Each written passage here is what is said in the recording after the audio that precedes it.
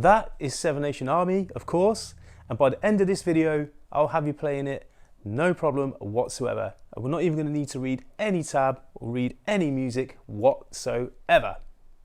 Hello, I'm David. Welcome to the Late Starter Bass channel.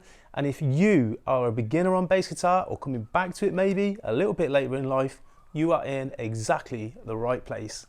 Here we break things down nice and easy, take it nice and slow, and we'll have you playing real songs quickly. So if that sounds good to you, grab your bass. I've already got mine. Let's get down to business.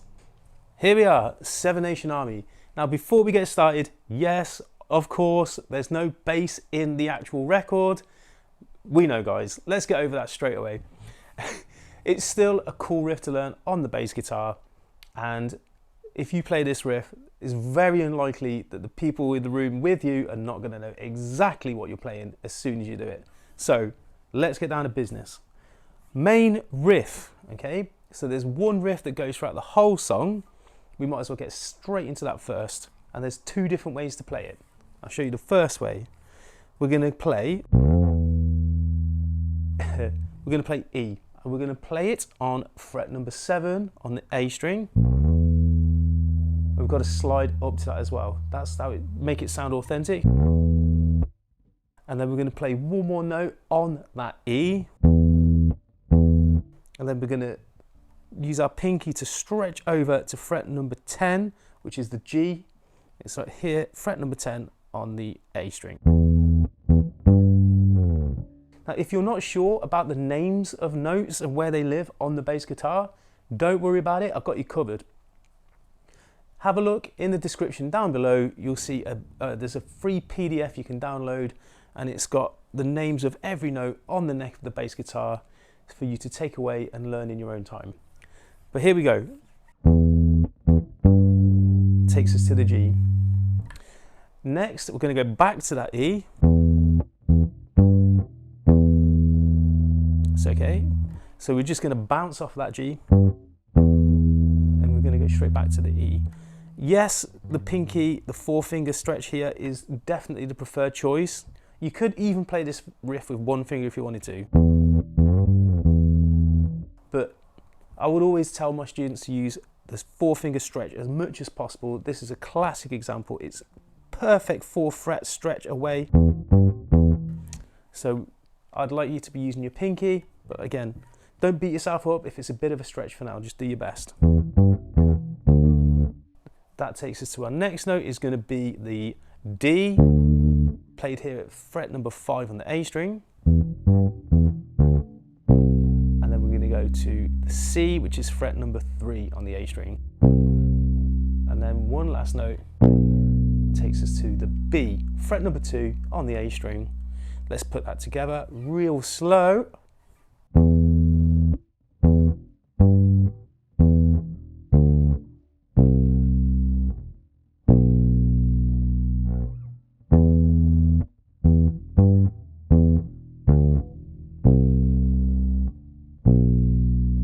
One finger style.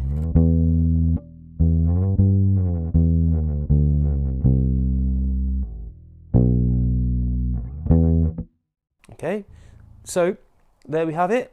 That's the main riff. Now in the guitar solo parts, he just puts a very slight variation in there. It sounds like this. And all he's doing is we're going to slide from that C back to the D.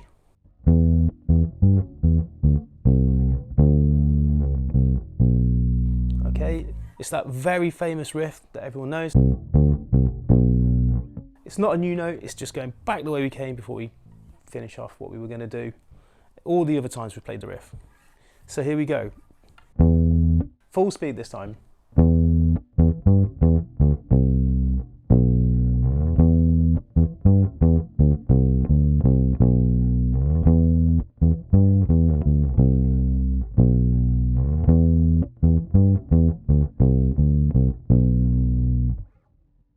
So now we've learnt it that way, all on one string. That does sound a little bit more authentic to my ears. I mean, obviously there isn't a bass in the main track, but it sounds like he's playing that on the guitar. what he's actually doing, guys, is he's playing with an octaver so that the guitar is copying the note he's playing and playing the same note an octave lower, which takes it to the register that a bass guitar would be playing anyway. So I guess he's kind of playing guitar and bass at the same time, which is not as cool as just playing the bass, because nothing is as cool as just playing the bass. We know that. Anyway, you don't have to play it on one finger, one string. You definitely don't have to play it on one string, and you definitely don't have to play it with one finger. You can always play it this way.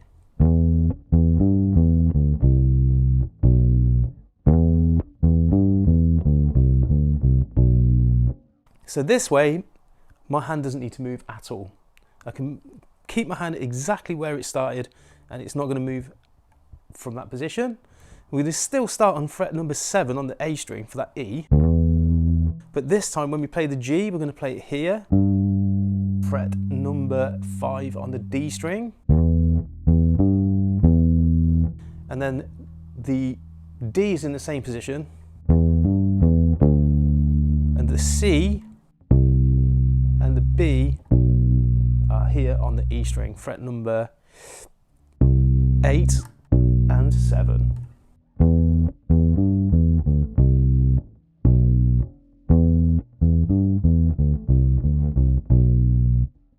So whichever one you prefer, go for it. But what I would say is it's worth playing it both ways just so you can get the feel for it.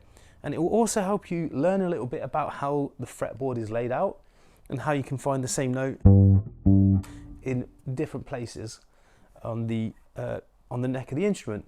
Again, if you would like more of a structured approach to learning bass guitar, I also have a book in the link in the description down below. It's called How to Play Bass Guitar, Lessons from Day One. If you're a beginner and if you think that might be useful to you, please feel free to download it. It's completely free, and we'll cover some of this stuff in the book. But here we go. And that leaves one last part we haven't covered, gang, and that's the part, I suppose, could you call it a chorus? Could you call it a pre-chorus? It's the bit that goes.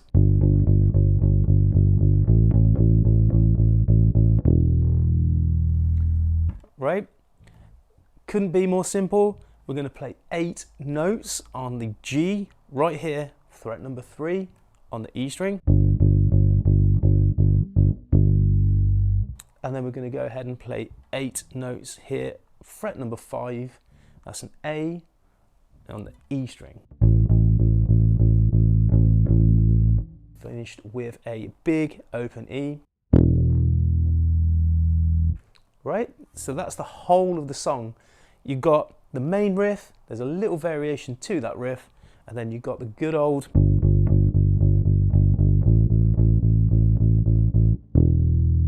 there's one last thing to mention while we're here. Right at the very last note of the song, as the song's just fading out almost, or just coming to an end, he finishes on an E, and he just has a little bend in there. If you're wondering how to make that sound, it's just a little bend. Okay, so you can get your pointy finger or your middle finger, whichever finger you feel is strongest, get it on there, and you can just change the pitch of the note by bending it like that. And that's the very last note of the song. If you've made it that far, then you've made it to the end of the song.